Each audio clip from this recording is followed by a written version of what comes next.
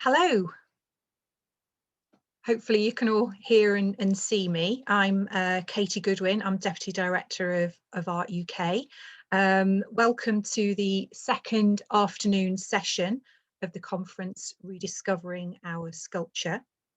I'm going to be chairing this session, which is focused this afternoon on sculpture, learning and engagement. And a couple of things to note before we start. This session is being recorded, so if you have to leave, you can catch up with it in the future. We'll be adding the recordings to our YouTube channel at a later date, so we'll let you know when those are ready. My clear text are providing live captioning on behalf of Stage Text. So if you want to enable that, click on the CC closed captions icon at the bottom of your screen. The chat is enabled for attendees, but if you do want to ask a question, if you could put that into the Q&A button, again, that should be at the bottom of your screen, and then that means that I'll be able to see it, and the speakers, sometimes if questions are put into the chat, they can get a bit lost if other comments come in, so do put your questions in there. We've got a packed session this afternoon, and we've got 4 presentations in this session. So there's going to be 2 question and answer sessions. We'll do the first one after the first 2 presentations, then a second one at the end when the last 2 presentations have finished. So Art UK has actually set up an extensive learning and engagement programme for our sculpture project, which was developed and managed by our first speakers. And they are Selina Levinson Drake, who was Learning and Engagement Manager, and Shane Strachan, Learning and Engagement Officer. So they're going to be first up. They're going to tell you what they achieved and how they did it. So Selina is going to be speaking first. So I'm just going to introduce Selina, and she'll hopefully appear on your screen in just a second.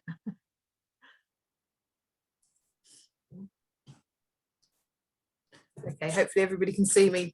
Hello, I'm Selina Levinson Drake, and I'm the Learning and Engagement Manager on the Sculpture Project. Just going to put up my slides.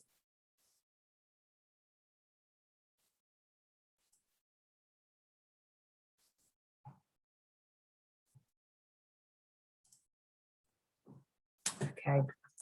So the Sculpture Project enabled Art UK to run an extensive programme of public engagement. This comprised mainly of masterpieces in schools, a nationwide schools programme, and Sculpture Around You, bespoke activities aimed at local communities.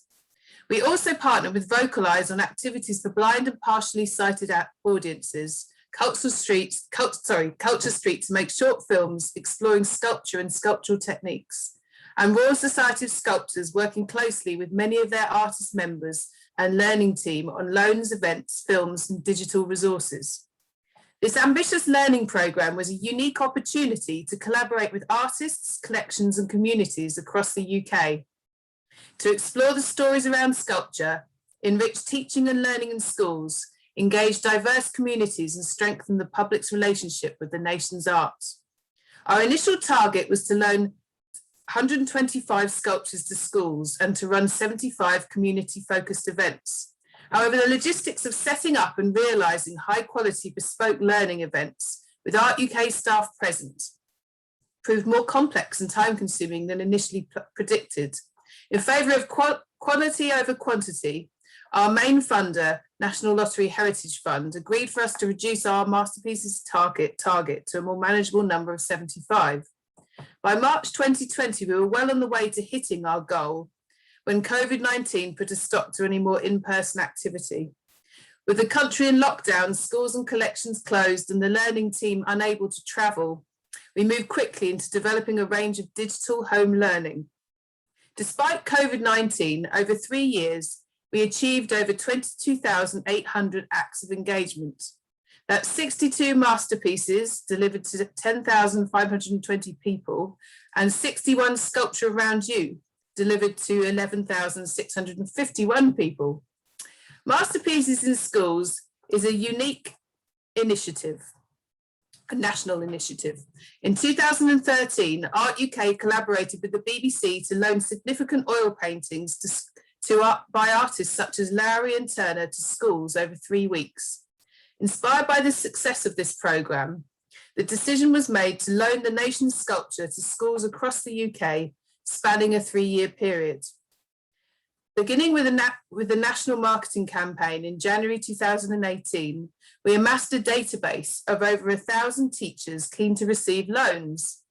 Myself initially employed as learning officer, and my colleague Laura Woodfield, our then manager, went on to set up logistics of the projects, including everything from risk assessments to devising evaluation methods with our external evaluator, insurance cover, transport, artist fees, and contractual agreements. Within our budget of £1,020 per event, we engaged artists, often local to collections, to work with the Art UK team, teaching and collection staff to interpret artwork, creating individual learning plans for each school. Following our regional coordinator's initial contacts, we brokered relationships and gathered expressions of interest with collection staff in 25 regions, co-selecting sculpture that was suitable, transportable, and inspiring. Pairing collections with registered schools with both team members based in the south of England, we did find it logistically challenging to reach much of Scotland and the north. So in the second year of the project, we took on Shane, a second learning officer, who was based in Aberdeen, was knowledgeable about the Scottish curriculum and oversaw many events in those areas. The team became adept at dealing with the creative challenges around taking sculpture of all sizes, materials, value, and periods into classrooms, seeking out methods of transport that were safe and affordable, ensuring artworks were positioned in suitable lockable locations. We supported curators and artists to creatively impart these artworks' unique stories, techniques, and medium with students and teachers. We oversaw the loan of sculpture as diverse as a 2.5 metre rubber ball by artist Rachel Louise Bailey, which had to be carefully rolled off the back of a trailer into the grounds of a secondary school, to creating and placing in a school a life-size bronze figure by Laura Ford from the Atkinson in Southport. To ensure the safety of these valuable and delicate artworks, to make a collaborative learning plan, we personally recce'd and attended every sculpture loan. With more recent wider Zoom usage, time travel could be saved through remote planning, something to consider in a similar future project. As well as loaning sculpture from collections as diverse as hospitals, universities, museums, and galleries, we engaged 25 Royal Society artists to share sculpture from their back catalogues with schools. Secondary students particularly benefited from the career insight into these exciting face-to-face encounters. I'm now going to run through briefly a Masterpieces in Schools case study. Working with Harlow Art Trust, we partnered with 3 local primaries. Over 3 days, we engaged 741 children, teachers, parents, and carers to explore the playful sculpture Cat by Jane Ackroyd through observational drawing, collaborative sculpture work, cat dance, cat drama, junk modelling, and creative writing. Children really enjoyed learning about the sculpture's mysterious past, and children and teachers chose to create a sculpture of an animal to represent their school, ranging from a donkey to a giraffe and a mythical cat dragon.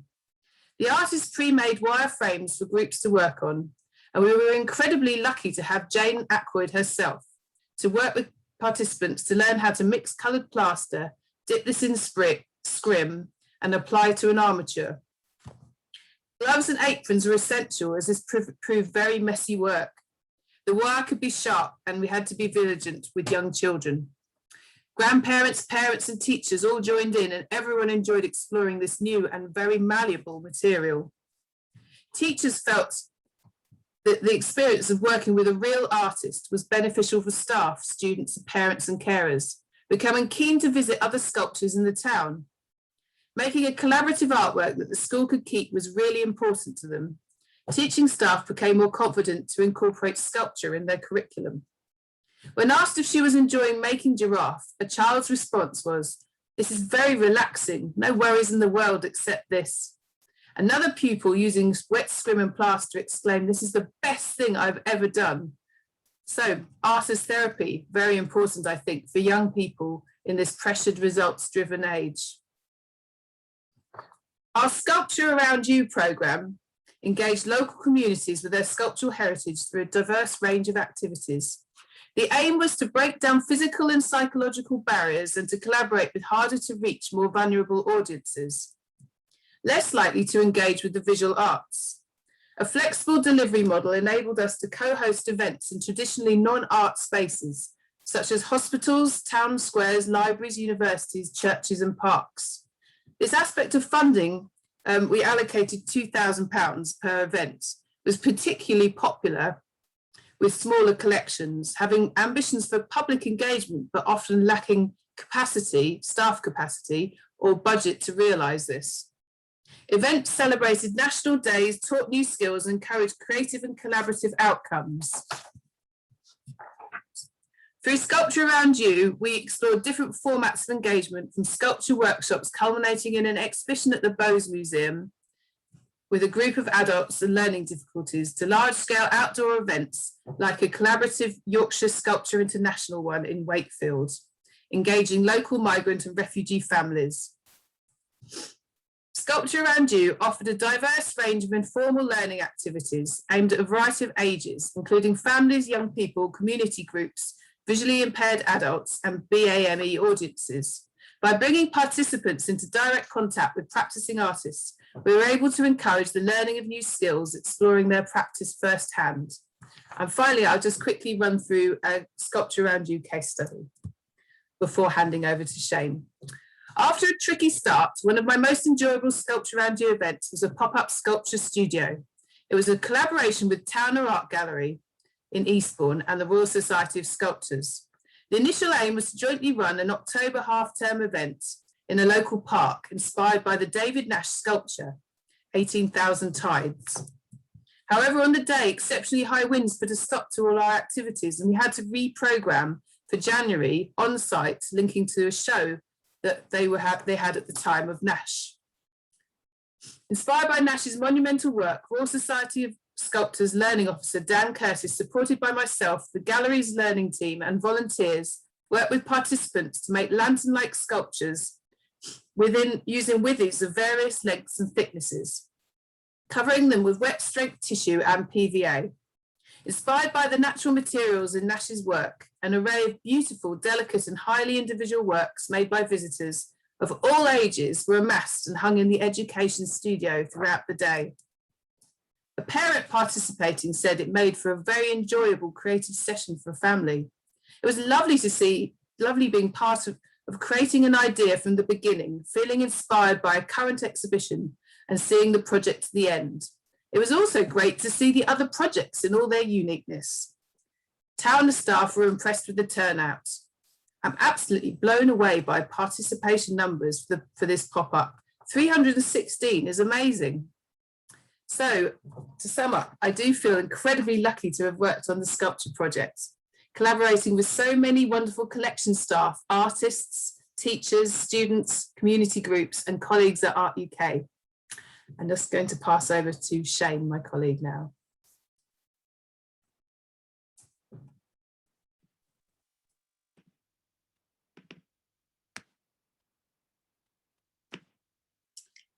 Hi everyone, I'll just take you through some more examples of our masterpieces and Sculpture Around You programme in Scotland and Northern England.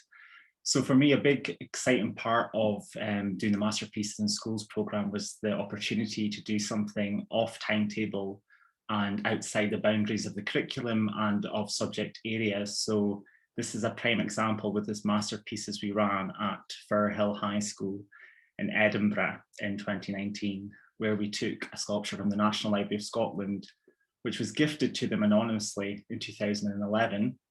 And it's actually a book sculpture made from one of Ian Rankin's crime novels, and it's called Exit Music, which is named after the title of the novel. And it was gifted to them to kind of promote the safekeeping and the future of libraries and against their exit.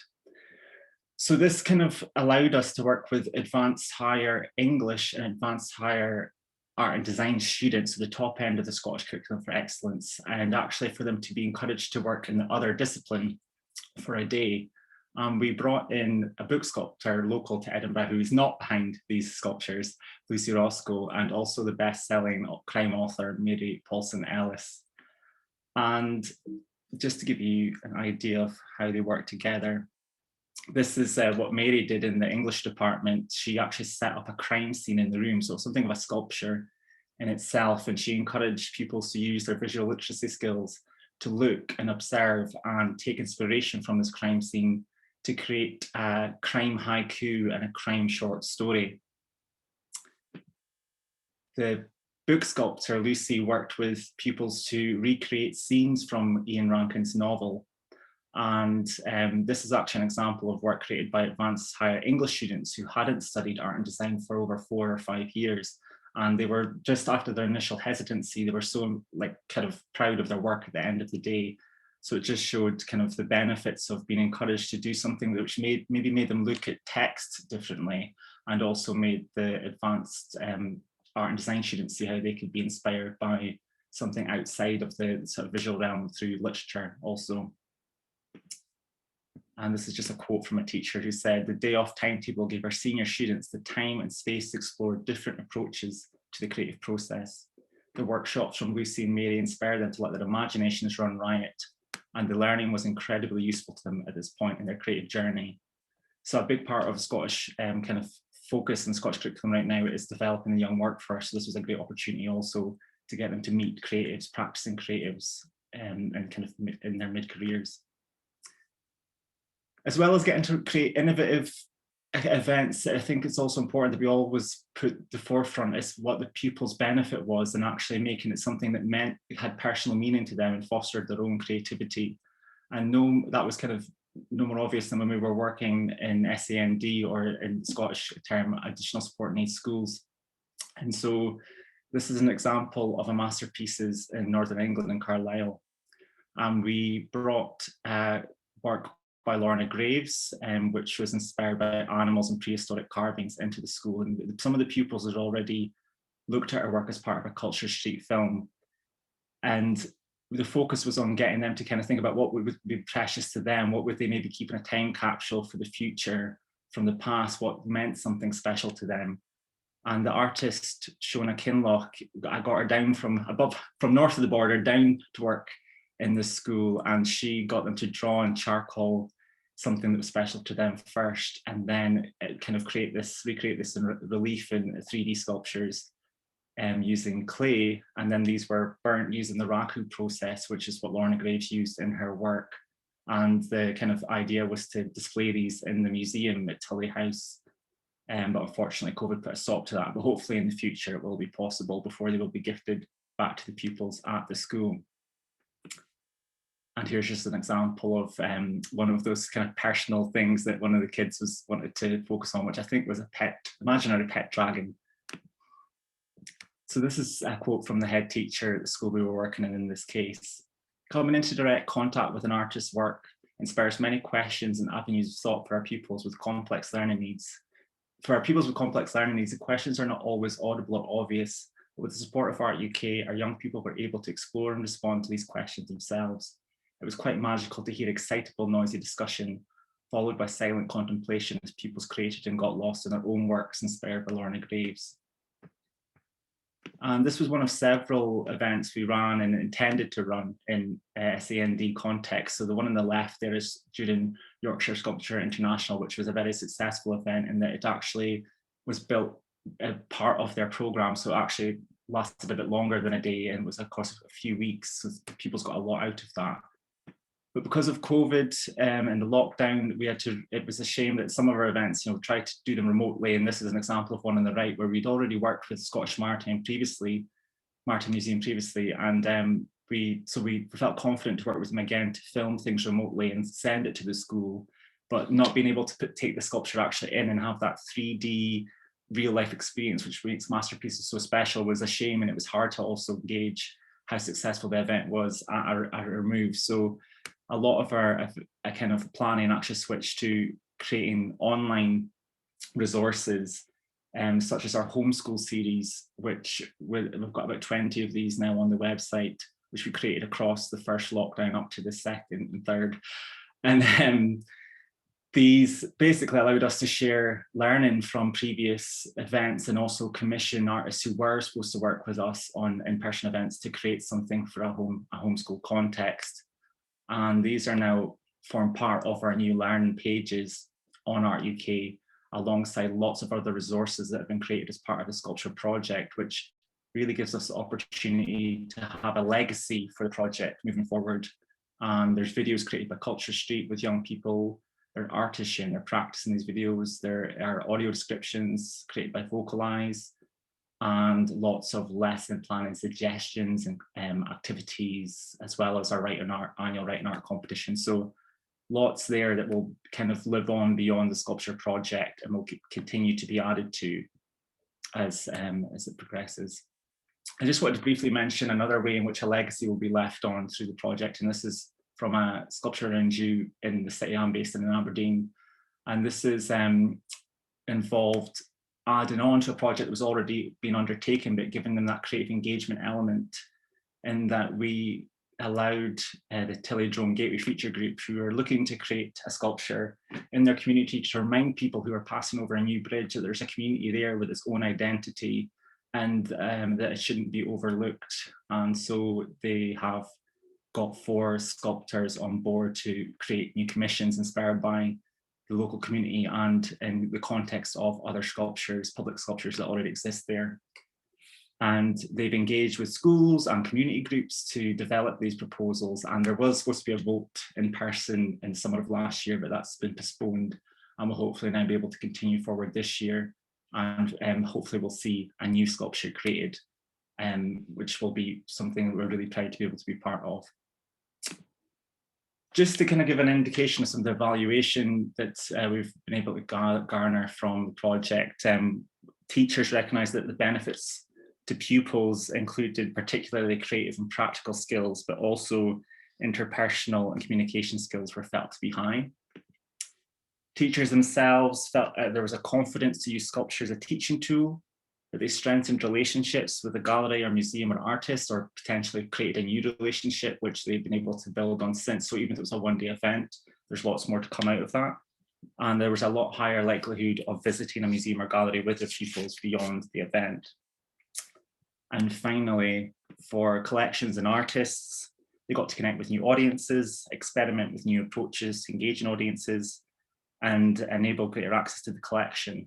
And one key thing in relation to this conference and in relation to the sculpture project in general was that there was a raising of the profile of sculpture for everyone involved. And something that was really important in the schools context in particular, where often resources are felt to be too low to be able to commit to 3D work. So I hope we've shown people that it is possible and there are cheaper alternatives and they can connect with local partners to make these things happen. So yes, I was very proud to be part of this project as like Selina. Thank you.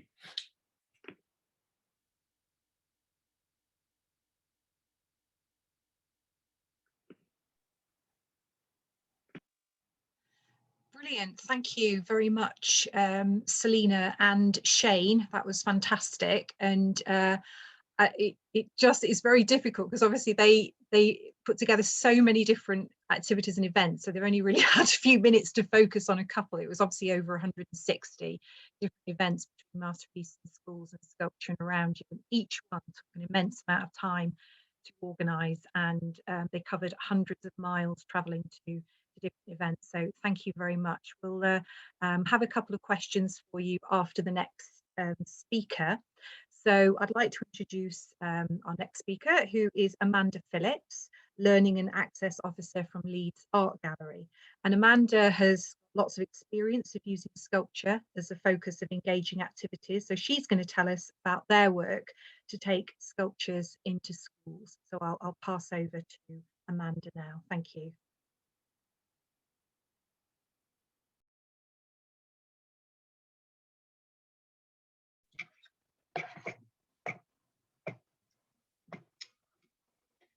Hello, so let me just get my PowerPoint up. So my presentation is very much a conversation with the visual material that I've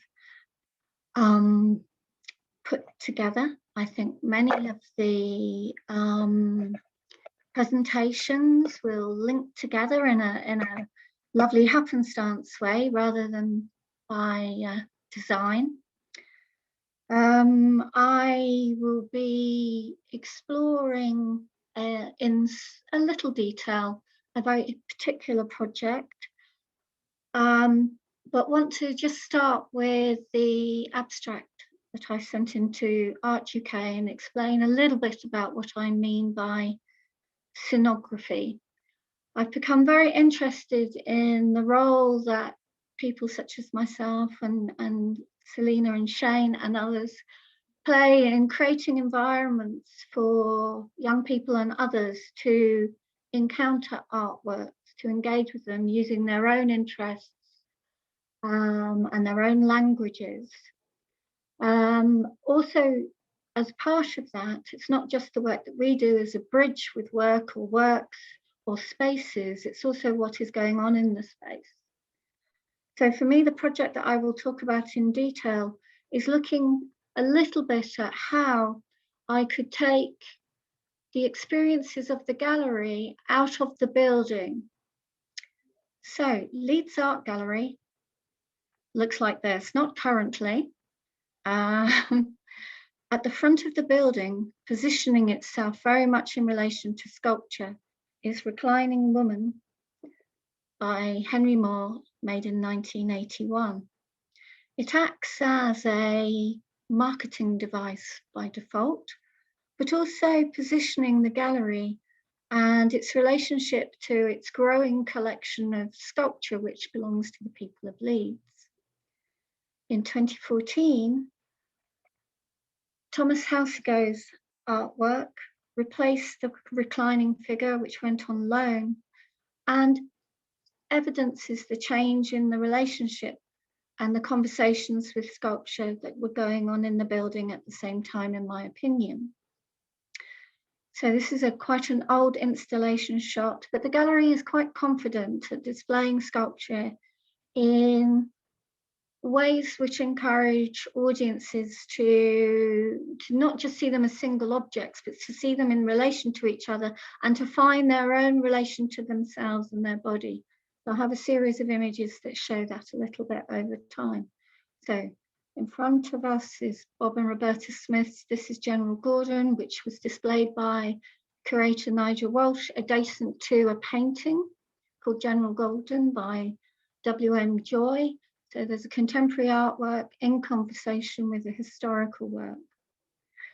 In 2017, the curator Rebecca Wade brought together a number of busts of the great and the good who'd been involved in the opening of the gallery in 1888, and it was installed in the middle of the Victorian room in quite an uncomfortable sort of encounter pushing way. So people had to walk around a display system and couldn't just see the sculptures simply. The sculptures themselves on the plinth was displayed in slightly uncomfortable ways, I felt, which made you have to think a little bit about what you were looking at and perhaps why. More recently, Veiled Venus, quite a complicated workshop by, sculpture by a mother and daughter, is displayed at the top of the stairs, very close to a wall work by Lothar Gott's Xanadu. More recently, in our current exhibition, which you can't exactly see at the moment, but hopefully very soon, in the foreground are two chairs and living grass, adjacent to a video off screen that you can't see by Sadie Maker, a wall work at the back by Chris Drury, and two other sculptures, one by Bill Woodrow and the other one by Andrew Sabin, in very close to each other. So this habit of displaying sculpture in a way that brings you to your body and brings you as an audience member to have to engage with it in specific ways is something that has become really interesting to me as an education worker. So I've made or generated a number of different workshops which have taken sculpture as the focus and have resulted in sculpture making by young people and others.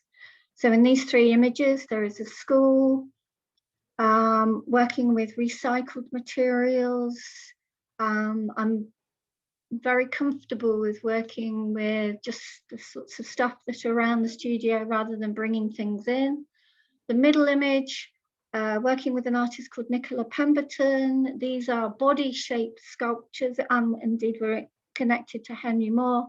And the last image that you can see is by some trainee teachers who are responding to a brief that asked them to work in 3 dimensions. So these 3 images evidence the sculpture skills workshops that are a habit within the gallery. I've started to try and push the boundaries of this, taking my own creative skills into a conversation with young people. And this is a recycling project looking at waste and how it can be used in new and interesting ways, and is a Christmas tree that was displayed in Art Space, which was the open access area for family fun and creativity. So, work at the gallery around sculpture isn't about schools or families, it also involves very young people. And I was taken with this image when I was looking for material for this presentation. Young people encounter the world through their body. We encounter sculpture through our body. How, I wondered, did I take this sensibility now to this? So this image is all that I can show you of a project that took this particular artwork, Red Fruit by Peter Randall Page, into a children's centre. What I was taken by in the evaluation was how the lead teacher felt the way in which it had been brought into the centre and placed within a particular room where we were taking particular care around health and safety of children and the work, how that had generated a very a form of engagement for the young people. This led me to work through an Art UK project that was mentioned yesterday. And you can begin to see how I was working with the physical space to stage an encounter. These young people are using their body in a very particular way. They are drawing in an imaginary way, the sculpture, but also they're sitting on drawings that they had made of the sculpture with the artist. So I'm beginning to think of the encounter, the scenography, if you like, of being up close to an artwork in school that respects the artwork, but also will enable them to think about three-dimensional experience and how they are feeling themselves. So I bring you to my particular project, which is the focus of this presentation. As part of Yorkshire Sculpture International, which brings together 4 art galleries, the Henry Moore Institute, Yorkshire Sculpture Park and the Hepworth. In 2019, we were able to, with the support of Art UK, take a sculpture into a particular school that had, through a competitive process, invited us to help them do 2 things. One was to develop their creative curriculum. They felt that they were struggling a little bit in their area, but also in particular to work with 2 classes of year 4 who were struggling with their relationships within the class and wider in the school. My particular project was linked to an artist called Emily Binks.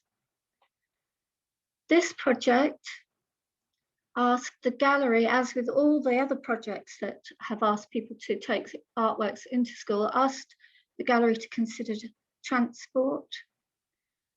I worked in 2013 with Art UK to take a painting into a school. It was very different this time. The transport of sculpture, its weight, its volume, introduced a whole different set of problems which were really quite surprising at the time, obvious now, but at the time really challenging. There were very particular demands on different staff in the gallery and in the school. The health and safety of the artwork was paramount. I won't go through all of these. I think that, you know, one of the things with presentations is you can read this just as well as me speaking out. The curriculum needs were really interesting. How could the artist and I take a sculpture, Barry Flanagan's The Cricketers, which the children themselves had selected from a short list that the gallery had provided. The main concerns around that were transport and health and safety of the artwork and the school. How could we bring this artwork into conversation with the other needs of the project? So Emily Brinks produced this explanation as part of the plan about what she was going to do. I'll just leave you a minute just to read it. So the project that we undertook felt very demanding at the time, really challenging to work with young people that had emotional, I don't really know quite how to put that, but they were struggling in some ways, both with learning and with each other. An artwork that they had chosen because they liked the animal, but we were needing to think about relationships. So what Emily decided to do would be to take the elements of her practice that brought out ideas around relationships and to use that as a schema to underpin what we actually did. So the three key elements were around action, collaboration, and space. But in effect, we were engaging with three-dimensional artworks as an object. And here I'll just take you through some images of the process that we went through. So the first encounter with the object in space was Emily's artworks. Using art detective skills and ways of taking visual and written notes, the students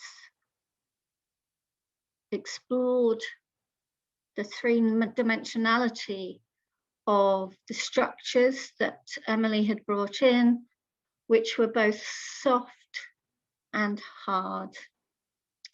The objects, or the idea of objects,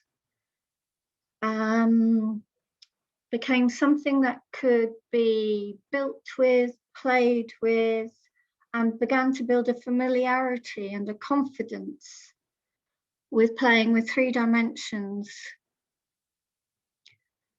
Objects then were used to paint with.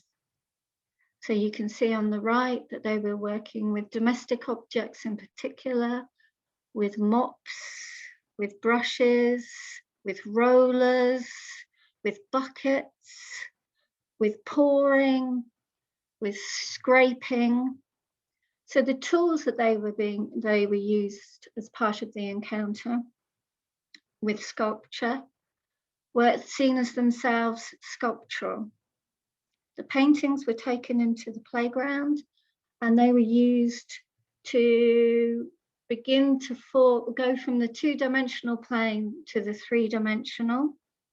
So I just need to move something off my screen, it's blocking my view. I particularly wanted to show you this image where they began to use the form of the paper, or the possibilities of the form of the paper, to move it into three dimensions by using the objects, in this case a tree, or in this case, a piece of furniture. So it was really interesting in how her schema, which was all about the young people exploring and playing through art to develop their emotional confidence with each other, was also beginning to ask questions about the body and the relationship to sculpture in space. So, taking sculpture into school.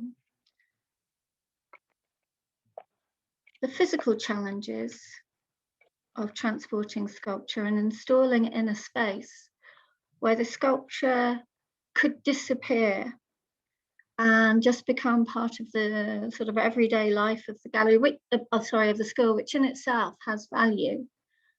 But wanting to stage an encounter in the form that took place in the gallery, we thought about quite carefully about how to do this.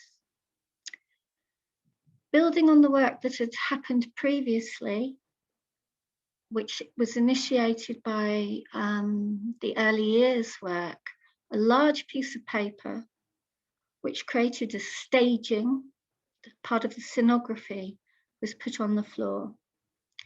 Objects which mirrored some of the work that Emily had been doing in terms of painting with them or turning paintings into objects were placed at first reasonably carefully around the sculpture, but became part of the session towards the end of it.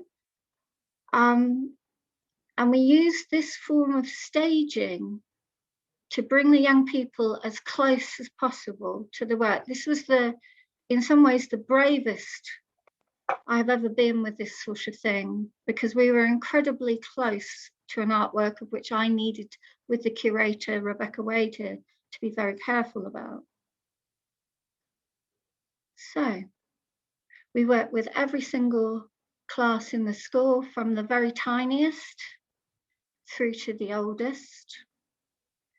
The objects, the space, the artwork were all in conversation with each other, as were the young people with it and the other people in the room. I was lucky enough to work with a volunteer who made me plaster casts of the objects, which you can see in this image. So there was this mirroring and playing with objects, with space, with encounter with all of these, and the artwork and its relationship to a creature and something seemingly domestic, albeit with a little bit of a stretch of the imagination, a set of cricket stumps. We worked with performance. So in the past, I wouldn't have brought people quite so close to the artwork. I certainly wouldn't have used this form of engagement through the body. But I think with the previous work, starting off with the early years, and also how I had become comfortable with the way in which artworks are installed by curators within the gallery, I felt more able than any time before to begin to use a word I've already used, particularly playful. So there is a conversation between objects I'd brought in, objects featured in the sculpture, and I began to bring in these creatures. So objects as in domestic objects, cricket stumps, things that I could find, and soft toys. These actually came from a previous project which connected to Joseph Boyce and his use of creatures that had shamanic potential or potency, and that seemed to be particularly relevant. So the young people in this space with the sculpture, with the objects around them, being invited to use various modes of engagement, explored, and the work ended up through quite a lengthy period of time, over 10 weeks, ended up with these quite, I want to use words like exceptional and extraordinary, but there's some value judgments in that which I'm not entirely comfortable with. But I do feel that these artworks make visible the depths to which these young people had become confident with using materials in a three-dimensional way. As part of the last element of Emily Binks's process, they have made sculptures from materials which themselves are used to make domestic objects. So whether it's piping or the material that's used to lag pipes, or soft filling used to put in settees. So there was a particular care in terms of thinking through the process, thinking about the staging, and thinking about the materials that the young people were working with, in terms of thinking about making sculpture and thinking about sculpture, that I believe was really strong in this project. So to conclude, this comment from the head teacher, I think, says much about how we might be thinking about art at this time. I think it says a little bit about how successful that the project was, that these were the two things. I suppose if we set out to explore and to support the development of relationships, personal relationships, interpersonal relationships with the young people, the fact that we're talking about emotional and mental health is really relevant. I think the fact that the school saw this as a wonderful experience, and it's the emphasis on experience that I'm particularly happy with, because all along the experience of sculpture and taking the risk of putting the sculpture within the space where we were thinking about how we were going to do that so it didn't become lost within the school's life, but equally didn't seem that it was so precious that you couldn't become part of a adventure with it. For me, this quotation says a lot of things that I'm really happy with. So I'll stop sharing now. This project, sorry. Thank you very much. Thank you so much, Amanda. That was fantastic and really interesting, and it was great to see all your insights into the work that you've done, specifically out of Leeds Art Gallery. So thanks ever so much. So we've just got time for a couple of questions, which are for Selina and Shane and Amanda. So yeah, we're just bringing you back up. So a couple of really good questions have come in. I'm just going to ask the first one. So actually Simon's put in a question, which is, I was going to ask a very similar question, but in a slightly different way. I was going to ask about challenges working with schools. Simon, you might not be able to answer this, but I'll ask it anyway. Have you had any horror stories bringing art into schools that others could learn from? For example, breakages, unwillingness to participate, etc. So I realise that you might not be able to speak about certain aspects of that. But I don't know if anything that you want to say, Selina. I could say something about that. I was going to say, because we recorded all our events and we did such vigorous planning, and we worked really closely with the artists, the collection and the school, as well as choosing artworks that we felt were really had a lot of stories to tell that we could transport realistically, but it didn't stop us transporting fragile or large scale artworks. We just had to do it in the appropriate way. I don't think we really did have unwillingness or breakages. The only problems that I had in some of my events was the transport, because there were so many people involved in the mix that often I was in charge of the transport, but sometimes because I was working with a collection which was a long way from me in the south, I'd let someone else take on some of that. So we had some issues where a van was too small for an artwork, so it couldn't get to school, so we had to really quickly think on our feet, and the artwork actually travelled over an hour in a taxi in a black cab. So that was a bit insane and stressful, but it did come in the end. And then another artwork which came open and uncovered, and I was just horrified. And so we never let that happen again.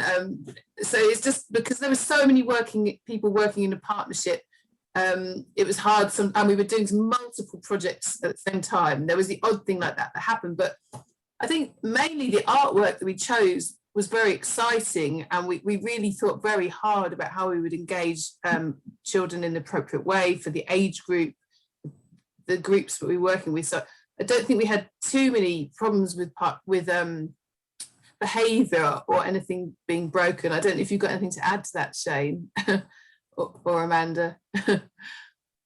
I was just going to say, it's more like I love the risk of that, and yeah, sometimes you get some kids who got maybe a bit too close. And at one of my events in the younger years, the sculpture was in the cafeteria during the lunch hour, and some kids were trying to throw food at it.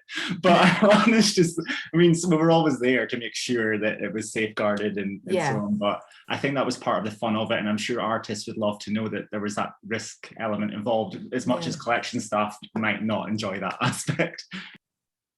Amanda, one sculpture that we loaned, it was in the school grounds, and we had a whole school fire alarm, so over 1,000 students came out and congregated around it, but it was fine, we looked after it. That's not a bad thing. More engagement. More engagement. Yeah. Amanda wanted to say something. Thanks. So yes, I think taking sculptures, I think the weight of a sculpture is the biggest challenge, and its stability, but I think Selina and Shane have kind of covered that in a way. But when I first worked with artworks in schools, which again was an Art UK initiative, as I've mentioned, the biggest horror story challenge, which I think is probably quite personal, was the way in which the schools tended to see the artworks in a super special way, which meant that it was uber precious, and that there was a lot around the sort of, the status of the artist and the cult of the object, a lot of things that I need to work against in order to build a relationship with a young person or whomever with this stuff called art. And for me, that was a horror. How could I find ways to negotiate the veneration or the distance that art has in our, I will just say in England, I think it's different in even in Scotland and Wales. In England, we tend to step away from art as part of everyday life, and schools very much have it built into their mindset as part of common sense understanding. But equally, the art curriculum, when you say, you need to know about great artists, it begins to set up a very particular relationship. You don't see yourself as an artist. And for me, if I was just to pick up that word as a horror, that is quite a struggle. That's really interesting. Yeah, different attitudes to how people see the artworks. That's really interesting. Okay, there are a couple more questions, but I might leave those to the end. So what I'll do now, thanks very much, Amanda and Shane and Selina. We'll say goodbye to you just for the moment, because we're going to move on to our next speaker, who is Jane Bhoyroo, who's a producer with Yorkshire Sculpture International. Jane's going to talk about their engagement work during the major festival they ran in 2019, which included working with Art UK for a number of events, and it was a really successful, fantastic festival. So I'm going to pass over to Jane. Hi, Jane. Hi, good afternoon. I'm just going to share my screen. Okay.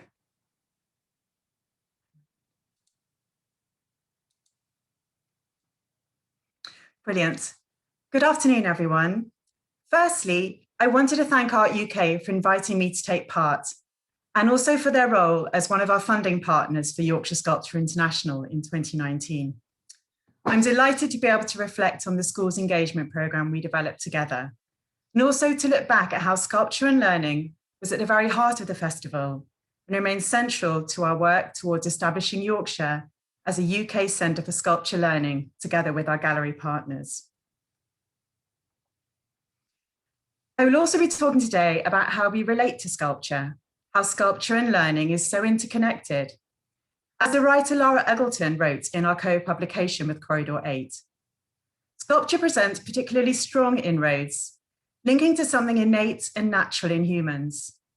As children, most of us would have sculpted and tried to eat Play-Doh and sunk our searching fingers into the mud in our back gardens.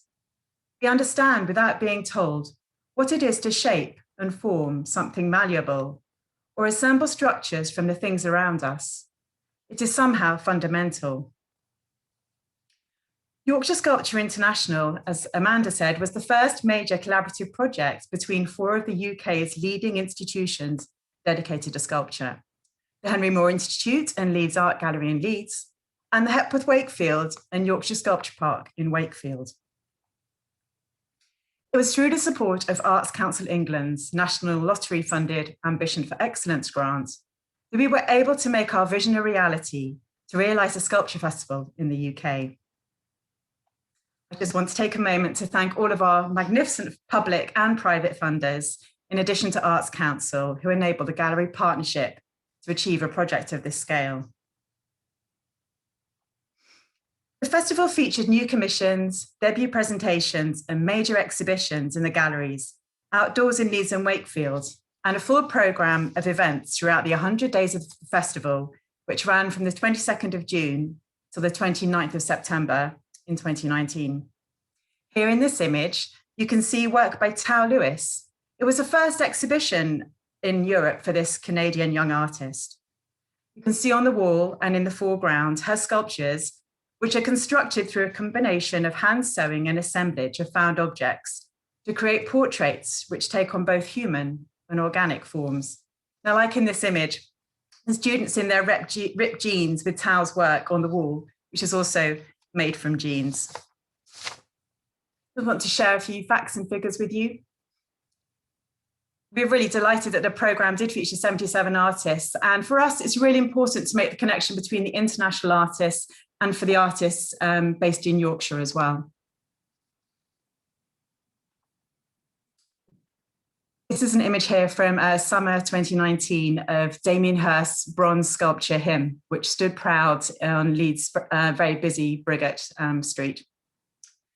The gallery partnership invited the sculptor Phillips to be the festival's provocateur, and we responded to her compelling statement that sculpture is the most anthropological of the art forms.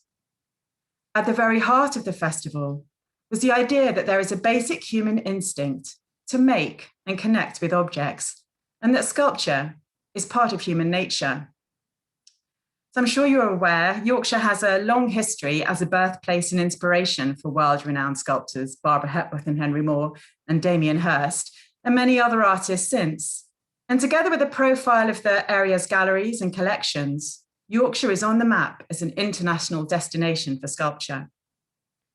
The county's heritage is rooted in making, not just exhibiting, groundbreaking sculpture. Yorkshire has always been a making county, and the relationship with mining, engineering, and physical creation has been a strong influence. For the festival, it was important for us to develop the understanding of materials and the physicality of making through the public programme, artist collaborations, and school workshops. Sculpture, by its very nature, demands an active audience and movement. Again, as Amanda said, it's how you encounter the sculpture. As Phillips pointed out, with sculpture, you can't just stand or sit there waiting for something to happen. You have to search for it. Here is a slide from In Your Hands, which was a publication we co-produced with Corridor 8, I mentioned earlier. My colleague Megan Goodeve was our engagement curator and interested to explore the concept of material literacy. The essay, Feeling Form, Making a Movement, presents a cacophony of voices which pinpoint particular singular moments of creativity and starts to build a picture of what engagement with sculpture might look like across a diverse spectrum of backgrounds, orientations, and levels of access. Material literacy became a useful phrase to try and explain the unique experience of learning with sculpture. As you're probably aware, visual literacy is well known within educational debates and demonstrates how people make meaning through images and how communication takes form outside of words. Material literacy, however, is not a familiar concept. Peter Dormer explored craft knowledge in his book, The Art of the Maker, Skill and Its Meaning in Art, Craft and Design from '94, where he claims that the difficulty of describing the value of craft knowledge meant that it was sidelined in the school curriculum. Our understanding of craft knowledge, according to Dormer, resides not in language, but in the physical processes involving the physical handling of the medium. Barbara Hepworth has talked about the idea of touch or haptic learning in the British Pathé film from 1972, which features on this slide. Hepworth clearly prizes this innate human sensibility to touch, something she developed throughout her life and career. However, material literacy rarely appears in books and articles and is absent in curricula, despite the fact that physical interaction with materials happens everywhere throughout our lives.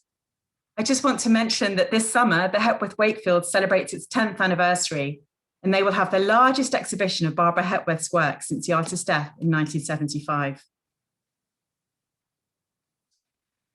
During the festival, there were over 47,000 instances of material literacy when people built, cast, moulded, stitched, poured, constructed, folded, rolled, and carved. This happened in school classrooms, community centres, and university campuses across Leeds and Wakefield. And through our evaluation, we aim to both challenge and crystallise our understanding of learning with sculpture. It is a bold statement to create an object to present it to the world. It requires access to materials and self-confidence to assert ownership over a material, to shape it and make it into something new. Sculpture can also be a much quieter act. We encourage people to explore their local surroundings, find materials in the everyday, forage, reuse, and recycle. The people we were fortunate to work with began to see that sculpture exists outside of galleries and artist studios and is in fact present in their lives. Sculpture is as simple as winding a piece of wool around a conker fallen from a tree, one student told their teacher. The best sculpture can be found in the bin or on the floor. Quoting my colleague Megan Goodeve once again, by using our hands to touch and form things around us, we are telling people that we are here and that we matter. We witnessed how a lump of clay, sometimes met with a quiet uneasiness, evolved through touch, and how this sculptural matter had the potential to fire the imagination.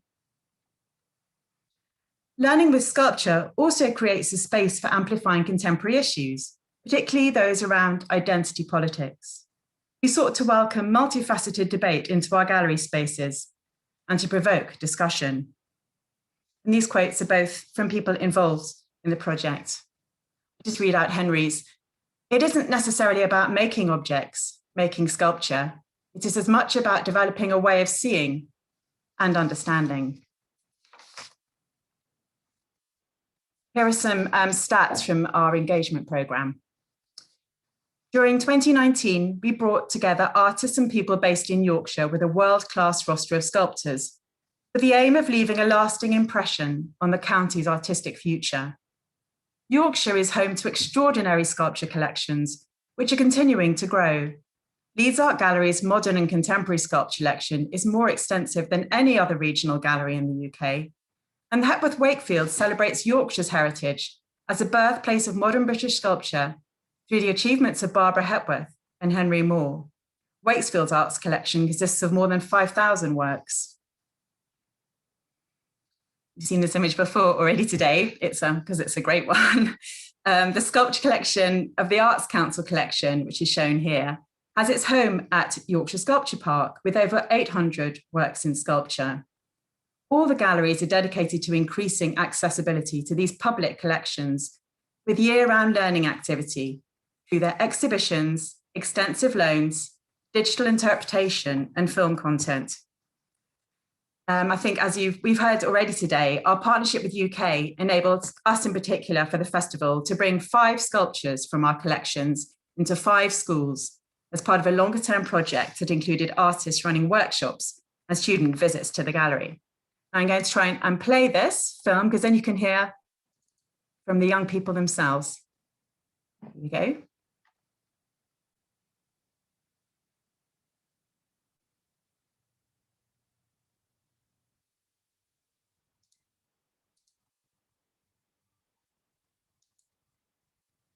Sorry. 5 days, we took 5 different sculptures.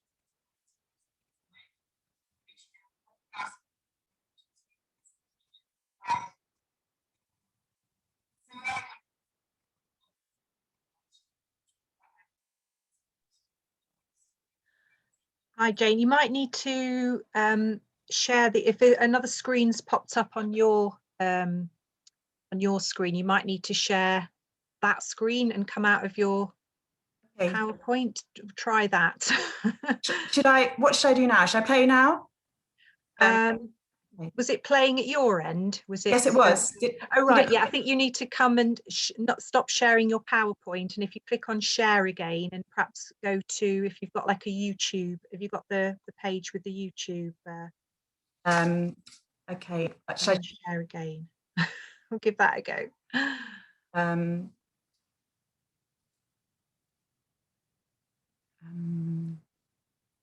Do you know what I might sorry. Can you see me? Can you see my screen now? Can see you at the moment. Okay. And you can see my screen now? Can just see you. Sorry. Okay. Yeah. Now, can you see the screen?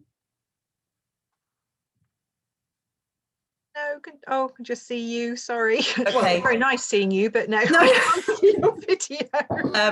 Okay. So I'm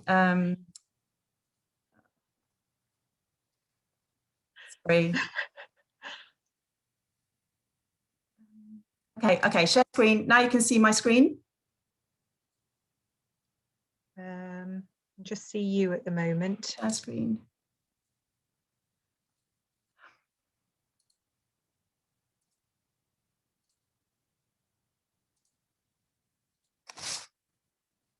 Because you stopped sharing, didn't you? You clicked on the stop sharing at the top of the screen.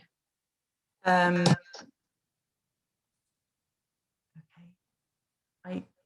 I've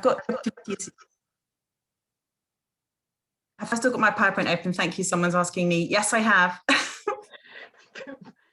Yeah, I'm not quite sure why we can't see it now. I'm not sure. I'm sorry. Okay. It's okay, don't worry. Oh, how about putting the YouTube in the chat? We could look later. That's okay. I'll do that later. Okay, so I go back to the my presentation, which.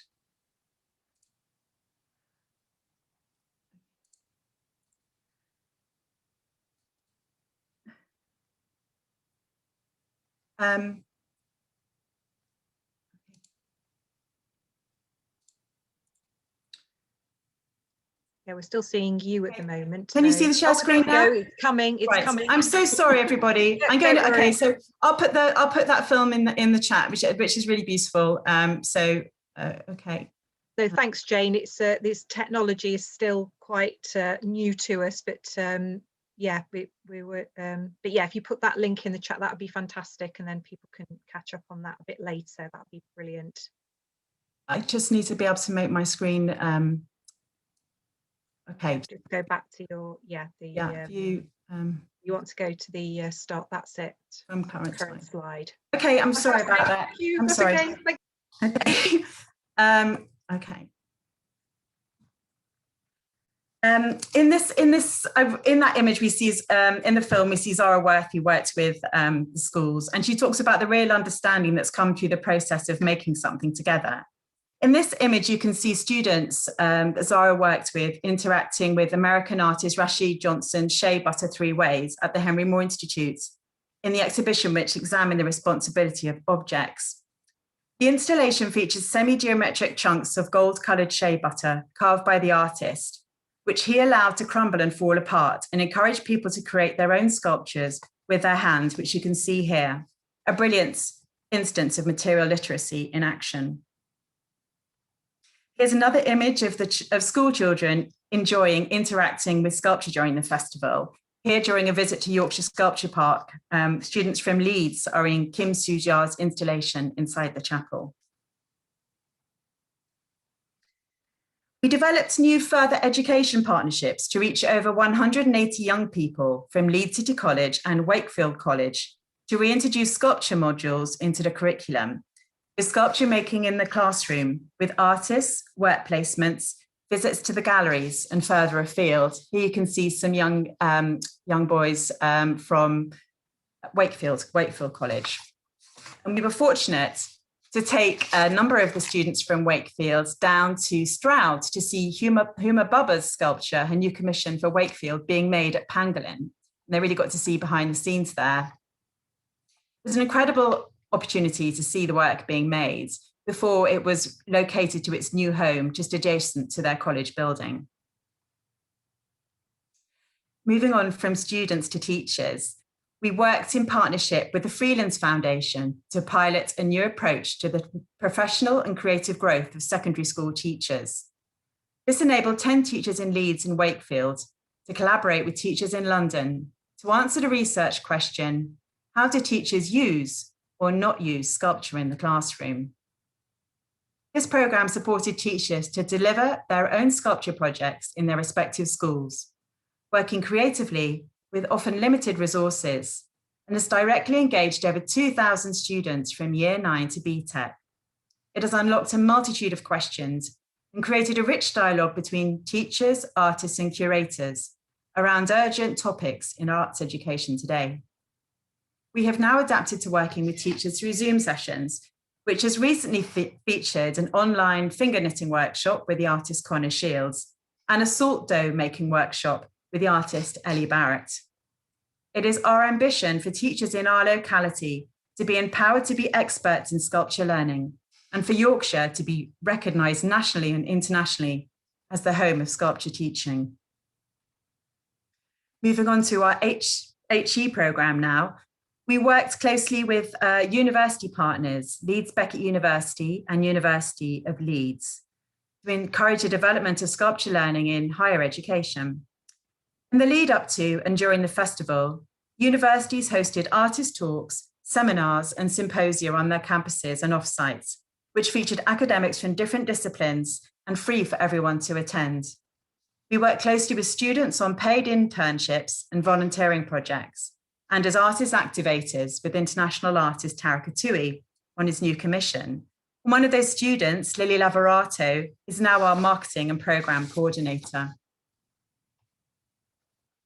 This is a photo of an installation of an exhibition curated and featuring work by the artist Julia McKinley, who worked with us on a practice-based PhD with Leeds Beckett University, which included research into sculpture fabrication.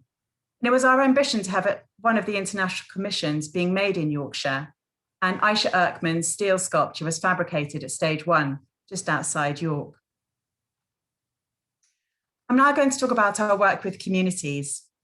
We built relationships with people specifically in celebration of the international nature of the region's local communities and the global artists in the programme.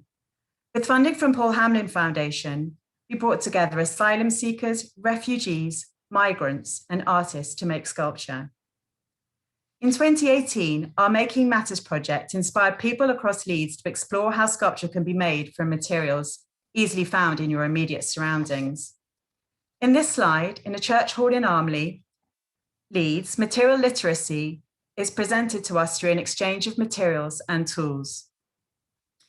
One of the gentlemen taking part with the cap on there asked the artist Bijan Amini Alabajé in the orange jumper if he could take home a plaster tile and a carving tool.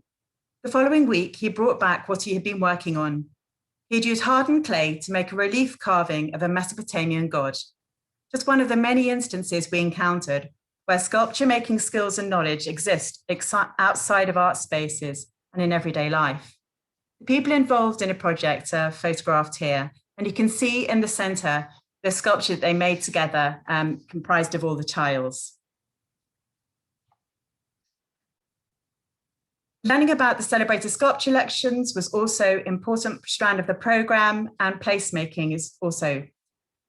We connected Leeds and Wakefield. Here you can see New Routes Refugee Council visitors from Leeds at the Hepworth. The festival opening weekend created the opportunity to bring together participants from community projects in Leeds and Wakefield. And here you see volunteers who led sculpture tours at the weekend. This image shows one of the many moments for exchange, spaces where sculpture making transcends written or verbal language, as physical materials connect people from different backgrounds and experiences.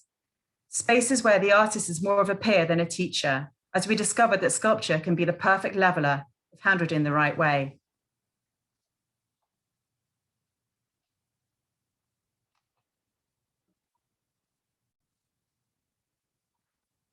We are passionate about supporting artists in Yorkshire through our talent development programme, which began with the Associate Artist Programme and the Engagement Artist Programme last year.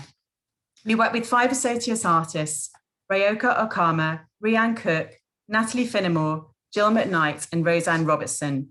And here you see Jill McKnight's work. She worked with Yorkshire Sculpture Park, and she had the opportunity to explore working with steel and develop new possibilities for her practice. We created space for dialogue between the artists, and here they are with the Canadian artist Tao Lewis. And here is Leeds-based artist Faye Uhuru working as an activator on Tara Katui's commission, another moment of exchange and collaboration between the festival's international artists and artists here in the region. We were fortunate to have a year of planned research and development last year. So given the pandemic, this turned into working from home, and we adapted quickly to move our engagement programme online. We came up with the idea for a sculpture a day and challenged people to make sculpture every day, and had about 300 submissions, which was a brilliant way to stay connected with our audiences during this time. And we've also got artist films, which you can watch on our YouTube channel. We worked with Hanny Phillips, a doctoral researcher at the University of Leeds, in collaboration with Lisa Marie Dickinson, as one of the teachers taking part in the Freelands programme, to create a new resource, a toolkit for sculpture learning. This toolkit has been created to stretch and challenge children's vocabulary around sculpture. It aims to expand children's ideas of what sculpture is, but it's also very captivating for all ages. So recommend watching some of the lovely films about that too. While the pandemic limited our ability to physically connect with other audiences, we did continue to engage with a diverse range of audiences with sculpture packs, which we sent out, and postcards related to sculpture making activities. One of the highlights was the creating of our sculpture network. Following an open call, we selected 22 artists who we met every other week over Zoom to talk about their practice, have constructive conversations with national and internationally renowned artists, learn new skills, and develop friendships. We met with over 60 artists for online studio visits, a timely opportunity to significantly broaden our understanding about the work and ambitions of sculptors in the region. I hope this presentation has shown how during the last 3 years, we have worked with people of all ages and experiences to better understand how sculpture can speak and how it enables us to connect with one another. Sculpture has a unique language which has a possibility to overcome social and political boundaries, touching people's lives in unexpected ways. We learned how the experience of sculpture can surprise, empower, and unlock the potential of those who engage with it. And here are details about our website and social media if you want to sign up to find out more of what's happening in 2021. Thank you. Thanks, Jane. That was brilliant. Thank you very much. And yeah, when you get a chance, if you pop the link in the chat, I'm sure a lot of people will definitely want to follow up, look at your website, watch those films afterwards, because that was really interesting. And I know how inspiring and how well organised the whole festival was in 2019. It's great that you're obviously continuing it, and that you weren't too scuppered last year with it having been your sort of research year as well. We look forward to all the work that you're doing in the future as well. So thank you very much for that. Thank you. Thanks. I'm just going to move on then to our last speaker in this session, who's Ruth Clarke, Inclusion Associate at the Fitzwilliam Museum in Cambridge. And Ruth is going to take us through developing an inclusive practice and the different ways that they've broken down barriers to engaging with sculpture, especially for people who are blind or partially sighted. So I'll pass you over to Ruth. Thanks very much. Hello. Right.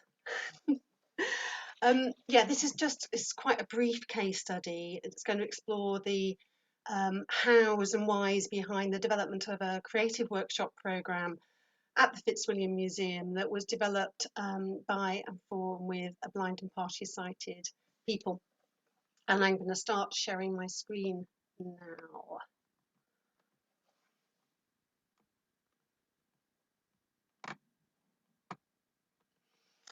So I wanted to start with this slide, which contains the same quote from Barbara Hepworth that Jane used, which we discovered as we were warming up. I was kind of slightly dreading it and thinking, I bet this is a quote that's such a go-to for those of us who work in this field. But hey, let's celebrate Barbara Hepworth today. This quote is one that's often used by the creative lead, the lead practitioner on this programme, Sally Todd, and it's kind of her go-to when she's wrestling with how to express what touch means to her and why we need to be taking it really seriously in our context. So I think every sculpture must be touched. It's part of the way you make it, and it's really our first sensibility. It's the first one we have when we're born. And I partnered that with a quote that kind of is in conversation with it, which is from a workshop participant in the Creative Workshop programme, expressing how she felt when looking through touch at Hepworth's Minoan head sculpture at the Fitzwilliam. And she says, I felt completely held by this piece, by its shape and form, by its very solid, very grounded presence. Thank you, Barbara Hepworth, for inspiring us so beautifully. Okay, I'm moving on to my next slide now. So how did we begin on this trajectory? How did we assess what was possible, what was of value, and what was of interest? And in this slide, I'm showing 4 images to help describe how this process began. 2 cohorts of people were implicit to developing the work. Firstly, blind or partially sighted people, mostly local ones, to help lead the way and shape the work. And second, our curatorial and conservation colleagues in opening up the collections. The image in the top left-hand corner of the slide is of a person exploring a bust of Einstein by Jacob Epstein. Try saying that quickly. As part of the Touch Tour programme, which began 6 years ago. This participant has been with the programme throughout, and along with others has been key to its development. The programme has now become a really successful, embedded and highly popular one that runs throughout all 7 of the University of Cambridge museums. And I think at this point I really do need to say a big thank you to Vocalise, whose fantastic guidance and training has completely held us throughout that process.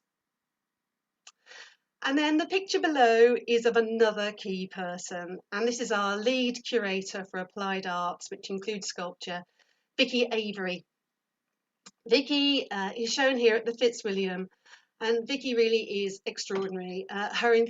So Vicky is the woman with the flowery top standing up, leading the workshop, which has got objects and artifacts on the table. Vicky is extraordinarily enthusiastic about this work, and this has been absolutely critical for establishing the practice of and the confidence to do this work with peers throughout all of the museums. And then on the left-hand side of this slide are 2 images and they are artworks produced by an artist I'm going to tell you a bit more about in a minute.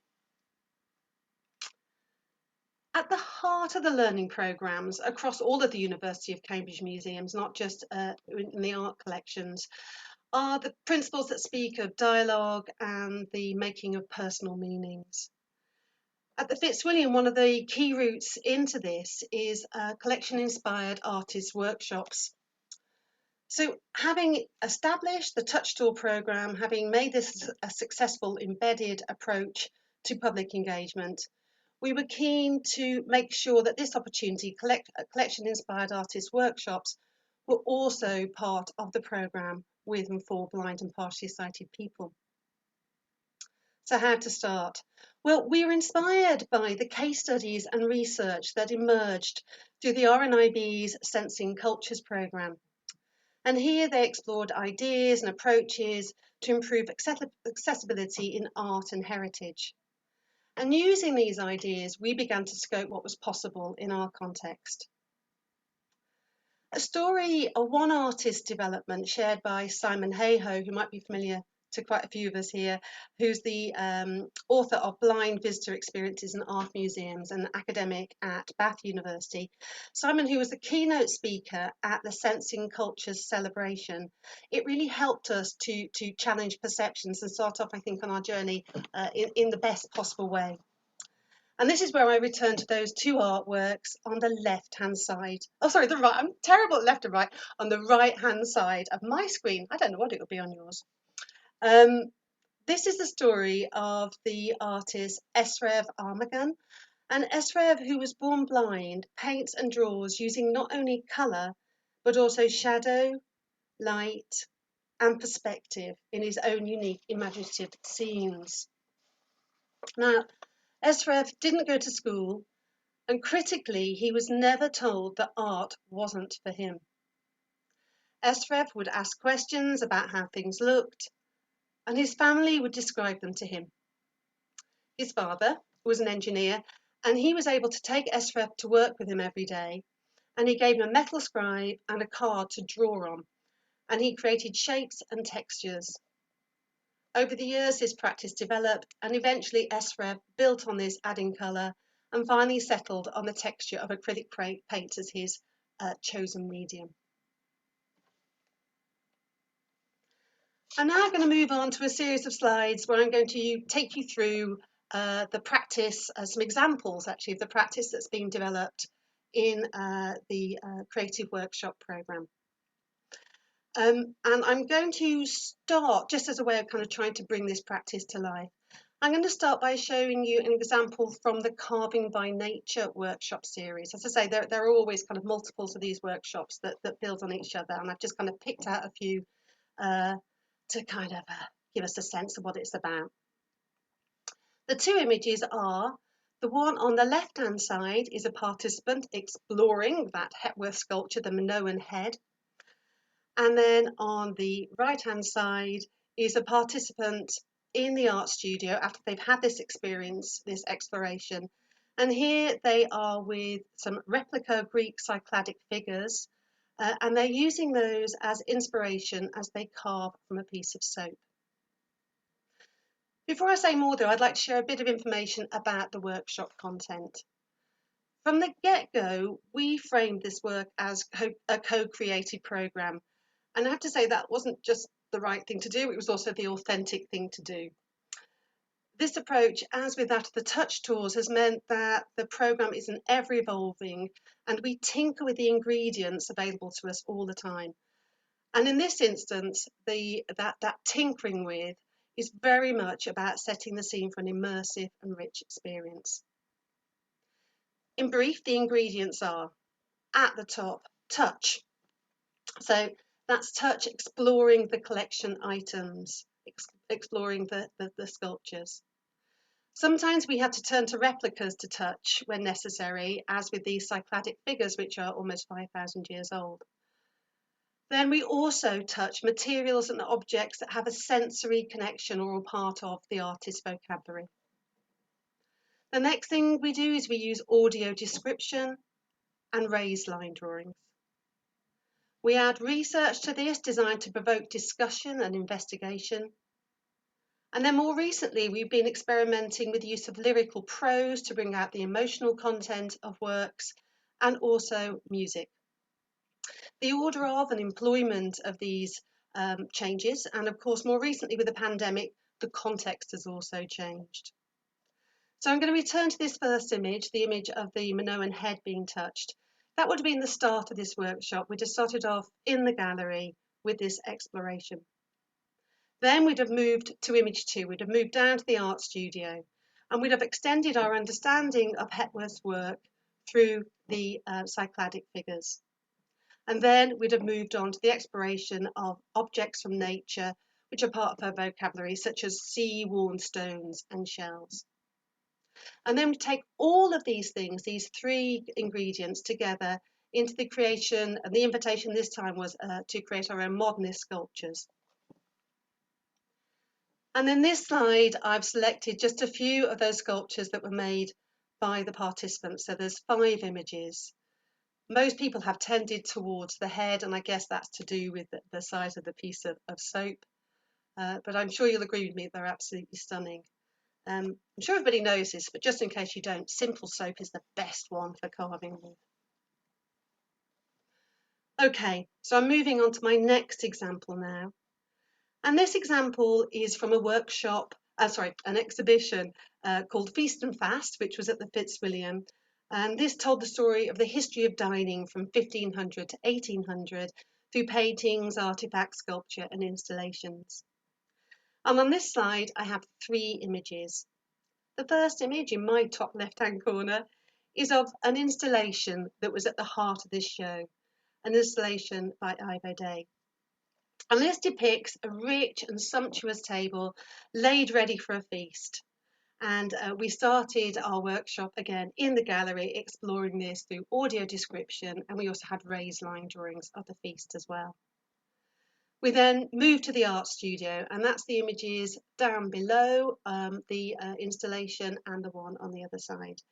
And here in the art studio, we used replica objects such as the lobster and also some real ones, which is the food and the fruit. And we created our own installation together. To be honest, something that happens quite often in these workshops is we pack too much in, and we could have stopped at this point. This was such a rich collaborative experience, but we had designed an individual art activity to go with this as well. So we did go on to do it, and we stayed an extra hour to do that, which people always seem very keen to do. So on this next slide, I have some images of the artworks that people produced. And in here, we used some of the motifs from this installation and from the installation we made together. And we went into a process of relief art making using extremely brightly coloured plasticine. And we concentrated on shape, texture, and those colours. And then the final example I'm going to share this afternoon is one from the pandemic period. So during this period of time, we have been able to move on to Zoom, supporting that with materials through the post. And this was a workshop that was inspired by the Fitzwilliam's East Asia Gallery, and it explored 3 sculptural, 3-dimensional pieces from that gallery. The first one on the slide is of the camel, an earthenware camel, which is from the Tang dynasty. The next one along is a flying goose, a bronze goose, which is from the Han dynasty. And the one on the far side is a dog, a toy burial figure, which is from the Song dynasty. And below each one of those is an example of the raised line drawings created by artist Sally Todd to go alongside them. These are sent to people in the post beforehand, along with the art materials. So yeah, we introduce the collection in this way. But in these remote sessions, we've also had a wonderful opportunity to do something different, to really maximise our being at homeness. So before we meet the collection, we start with an invitation to people to share an object, a piece from their own homes that's related to the theme, an object that they treasure. And this has been really successful, and not only in keeping that 3D haptic experience at the forefront of the workshops, but it's also been a wonderful opportunity for people to bring more of themselves into the sessions, making important connections with each other and with the collections during this time of separation and isolation. And this 3D sensing has been a great help in moving into the exploration of the line drawings of the 3D objects. And you can imagine that that's quite a tall order that we've been trying to do there, but it has been pretty good. Obviously not as good as the real thing. So. Then lastly, we move into the making. And we've introduced one final new ingredient here in this adapted context.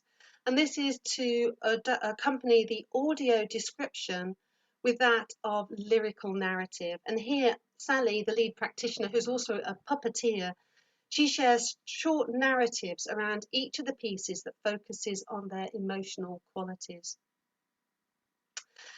As with the workshops at the museum, these encounters form the basis for the invitation to make and create our own pieces. And here we've used clay, embossing foil, found objects, fabrics and papers. All have been sent by the post or collected from the kitchen cupboard. And there have really been some extraordinarily magical artworks produced in this way. And to hold the space for this making, both collectively and individually, we've used music. And I suspect that this additional ingredient will stay with us for a long time, with people sharing quite profoundly the impact of having music along with that of a haptic experience has been for them. I don't have any pictures of the art making that are really worthwhile sharing. They're just a load of Zoom screenshots, which I don't know whether they really tell us so much, so I'm not going to bother. But I do have some words from the participants, which I thought it'd be nice to end on. So they're very much about this period of being isolated. They're in that context. As someone who goes around the world navigating by touch, the world has become very dangerous. To be able to turn that off and connect is especially valuable. What others express in their art and say about art, their sense of joy in it, of life, wow. And then finally, I really like to hear about other people's objects in their homes. It reminds us all that we're individuals. We're getting to know each other through our objects, the museum objects, and the art we're making. Thank you. And that's all I'm going to say.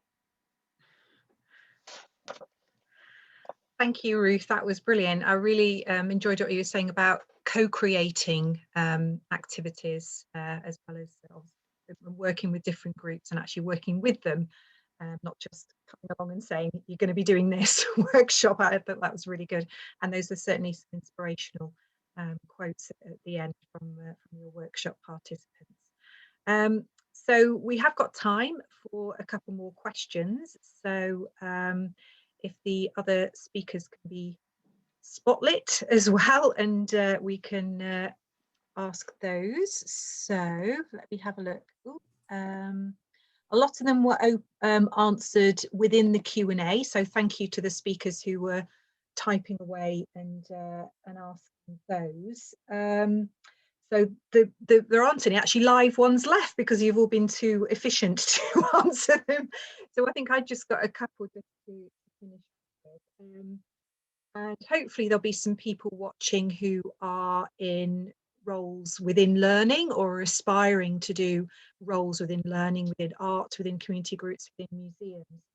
So I think that have any of you got what would be your top tip for any learning professionals watching who are wanting to incorporate sculpture more into their practice, if they might be feeling daunted by using sculpture, if it's perhaps an art form that they're not as familiar with using for their audiences? Have any of you got like a tip that you would like to share?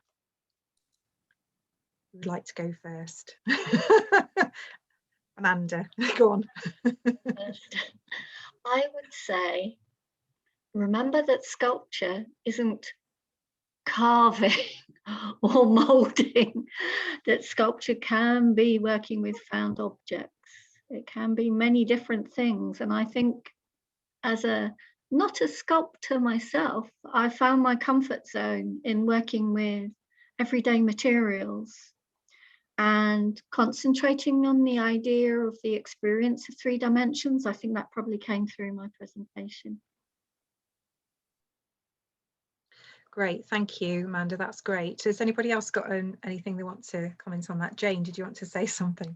Well, I just I think sort of what we found also through like during this time of when everyone's on their screens, sculpture toolkit films, which are really lovely and really short, and but just getting you to think about, like you were saying, the haptic that Ruth was talking about as well, about engaging with touch while we, you know, while we can't perhaps go out and see sculpture or go to exhibitions, we can still experience. I've got actually a very nice handheld sculpture here by the artist Gary Barker. We can feel sculptures, we can feel materials in our home that, you know, whether they're warm or cold or whether they're malleable. And basically, as I say, we have it all around us in some sort of sculptural form. So I think it's really important how while we miss touch, that we think about the ways that we can still touch objects, and when we can get back out into the world and back out to the galleries, we'll hopefully be able to be kind of, I don't know, so ready for it, but have a kind of greater understanding through that absence. That's great, thank you. Okay, another couple of questions have come in. Actually, this one is for you again, Jane. Jane from Hilary. Hilary says, Jane talked about a project in schools and also higher education working with teachers and staff. Were these all artists, or were other disciplines involved, e.g. healthcare professionals? Well, our programme with the Freelands Foundation was just with artists, so artist teachers who are in schools. I think Amanda will know more than me whether they're all artists as well. But it's really about giving the skills to those teachers, to give the teachers a confidence that they can work with sculpture, and it doesn't have to be expensive. Like Amanda said, it can be with found objects, it can be with string, it can be with paper. But we were just for that programme, we were just concentrating on teachers in secondary schools. That's great. I can answer this one really quickly. So Shobhan is asking who would be the best contact to speak to about research via Art UK. I would say if you email me, you can find my email on the Art UK website. I'm always willing to receive emails from people if they've got a question, and if it's not me that's going to answer it, obviously I can pass it on to one of my colleagues. So hopefully that's just answered your very, very quick question. So probably a last one from me. So something I was thinking about, with obviously a lot of the work that you're doing with schools and different audiences, but specifically if you're working with schools and actually within the national curriculum, do you feel that art in general, including sculpture, is a good focus for teaching all different parts of the national curriculum? Because obviously we did a lot of events that were related to art and design within the national curriculum, but I know Shane touched on some work we did that were related to English literature and things like that. So do you think that sculpture and art are good subjects to span lots of different parts of the curriculum? Have that, Shane. To that and say, I mean, I think my first event was actually working with the Gordon Highlanders Museum in Aberdeen, and that local history connection and working with local museums. I think that was kind of more what we focused on and connecting with Scottish history in a wider sense. So kids had a bit more scope to move out from there. But there's as well as literature, there's obviously lots of kind of other ways you can explore sculpture, through dance and through other aspects, science. I think Mary Bourne has joined us today in chat, and she was a sculptor I worked with, and she often looks at processes and also kind of get more a sense of the science and practical skills involved in creating sculpture, so focusing more on the process rather than the end product as well. And I think I was always impressed by how fascinated secondary pupils and primary pupils were in that, in a way that I didn't expect them to be. Brilliant, thanks Shane. I know you did some really amazing events, and as did our other learning team, so that's great. Has anybody else got anything they wanted to comment on that, or no? Okay, I think that was it from the Q&A that we got that came Amanda through. was on mute. Oh, sorry, Shane. Amanda was on mute when she was trying to speak. Oh, sorry, Amanda, sorry. Well, there's a surprise. Technology. I just want to say it's worth cross-curricular potential is evident in, well, art is art and artists are artists, but it's possible to use art in so many different ways. But I just wanted to just briefly touch on those softer skills which are within the curriculum, which don't have a nice subject heading. Quite often they can be tidied up in PSHCE or whatever it is, emotional literacy. But I do think we work all the time with inquiry and research skills, with critical analysis. Literacy is speaking and listening, reading and writing is totally embedded in what we do, but also the sorts of things like working with other people, forming and sharing an opinion, which don't come under, you know, the kind of school curriculum topics. Although I once managed to deliver a workshop on the theme of bridges because I was asked to do so. So it's perfectly possible to do anything. That's really, really good point. Yeah, absolutely. Yeah, it's not just about those curriculum subjects, it's about other skills as well. And then the thing that we found, and I'm sure everybody finds here, it's not just the young people that were learning those skills as well, that it was the teachers who were getting so much out of us, working directly with them and learning new skills that they could then pass on through their teaching. Well, sadly, we've just out of time now.